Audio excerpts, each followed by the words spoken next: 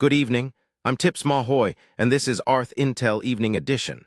Coming up, Iran launches new missile attacks as U.S. and Saudi Arabia strike Tehran-backed militias in Iraq. Are renewed sanctions an answer to settler violence in the West Bank? July 28, 2026, 11:58 p.m. Iran launched multiple ballistic missiles at U.S. forces across the Middle East in what CENTCOM described as an attempted surprise attack, though the military said all of the missiles were intercepted. View article. That, plus a check of the weather across the country. The Middle East conflict has flared again, with Iran launching missiles at U.S. ally Jordan, whose army says it intercepted 5 of them. In response, President Trump vowed the U.S. would hit Iran hard, while the U.S. and Saudi Arabia carried out joint strikes on Iran-backed militia sites in Iraq. Iraq's hashed al-Shabaab alliance says at least 20 of its members were killed in those strikes, with 2 officials saying 5 Iranian advisors were among the dead. Oil prices jumped 5% amid fears of wider disruption, as Saudi Arabia also reported drone attacks on its crude facilities that it blames on Iran-allied groups in Iraq.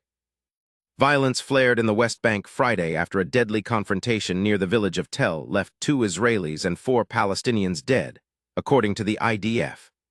Rabbi Anton Goodman of Rabbis for Human Rights, who pulled his staff from the area, called it one of the worst days of violence in the West Bank and warned the situation was close to boiling over. Prime Minister Benjamin Netanyahu and Defense Minister Israel Katz responded by calling for forceful action in what they termed terrorist hubs, including confiscating arms and expanding settlement outposts.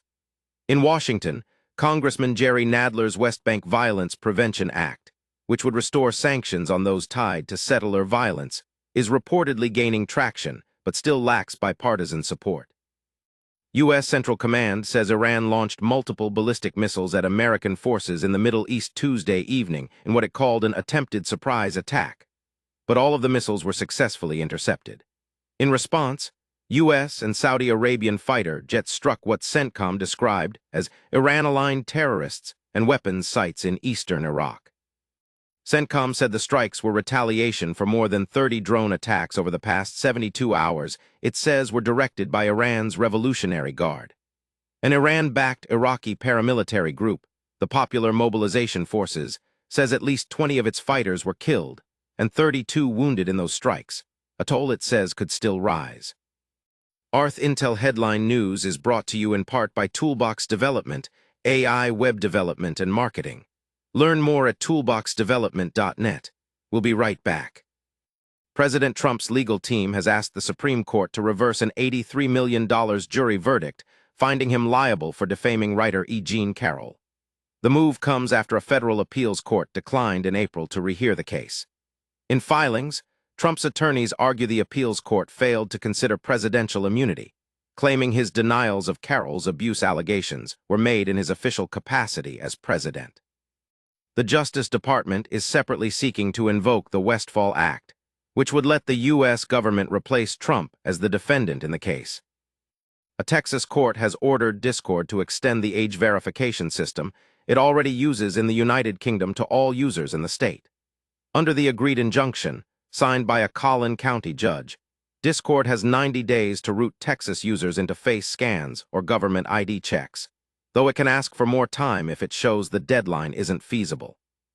Attorney General Ken Paxton called the ruling a historic victory, and his office says Discord submitted 489,782 reports of suspected child sexual exploitation in 2025 alone. The case now heads to a trial set for June 2027, where Texas will seek civil penalties under the state's Deceptive Trade Practices Act.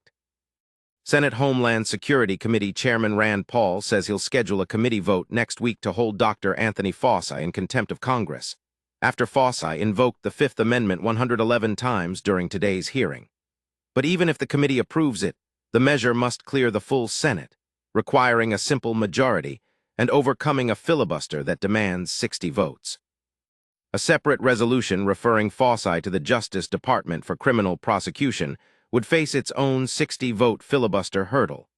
The Senate hasn't successfully held anyone in contempt since 1971, making this effort a steep uphill climb.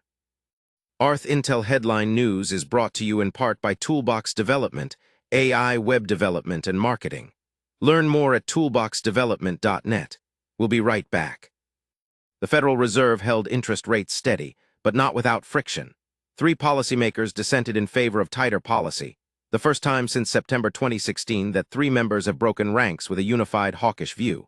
According to BMO Capital Markets' Ian Lingen, the committee now reflects vocal hawks. The dissent came as an early test for Chairman Kevin Warsh, whose reluctance to signal a clear policy path had already fueled uncertainty ahead of the meeting. The Fed's statement again pointed to inflation pressures tied to tariffs and Middle East-driven energy costs, with Goldman Sachs Asset Management's Kay Hague saying the Fed appears to be running out of patience with above-target inflation. The Federal Reserve left interest rates unchanged today at a range of 3.5% to 3.75%, though three committee members dissented, pushing for a quarter-point hike. Fed Chair Kevin Warsh said the committee will not hesitate to act if inflation pressures accelerate, with the door left open for a move at the September meeting. The decision comes after June's consumer price index unexpectedly declined, bringing annual inflation to 3.5%, but oil prices have since spiked amid escalating conflict in the Middle East. West Texas Intermediate crude surged 6.6% to $84.46 a barrel Wednesday after President Trump said the U.S. would hit Iran hard, following an Iranian missile attack on American forces that U.S. Central Command says was fully intercepted. Meta shares slid in extended trading after the company issued a weaker-than-expected revenue forecast and reported a sharp drop in free cash flow. Meta projects third-quarter revenue between $61 and $64 billion, below the $63.15 billion analysts had expected, according to LSEG. The company said free cash flow fell to $784 million this quarter from $8.55 billion a year earlier, as it pours money into AI infrastructure, while narrowing its full-year capital expenditure guidance to between $130 billion and $145 billion. Meta shares are now down 11% for the year, compared with a roughly 5% gain for the Nasdaq over the same period. ArthIntel Headline News is brought to you in part by Toolbox Development, AI web development and marketing. Learn more at toolboxdevelopment.net. We'll be right back.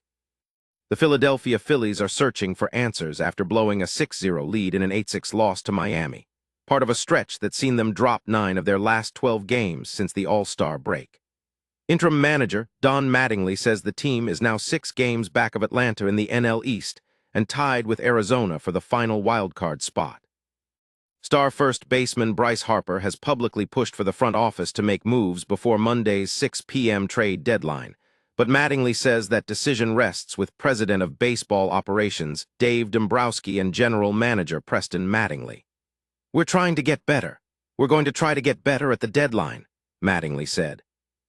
The Los Angeles Rams have opened training camp at Loyola Marymount University, and coach Sean McVay says quarterback Matthew Stafford is healthy after last year's back injury limited his camp reps. Stafford is on a modified schedule, sitting out days 1 and 3 of practice, and McVay says he looked sharp in his first session, connecting with Puka Nacua on a highlight one-handed catch. McVay also says outside linebacker Byron Young, dealing with a nagging knee injury, is expected back at practice Wednesday. Looking ahead, McVay says the team has a travel plan for their Week 1 trip to face the 49ers in Melbourne, Australia, similar to their approach for last season's London game, though he declined to share specifics. ArthIntel Headline News is brought to you in part by Toolbox Development, AI web development and marketing. Learn more at toolboxdevelopment.net. We'll be right back.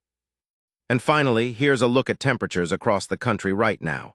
It's hottest in Phoenix at 108 degrees, while Boston is the coolest spot on the board this evening at 66.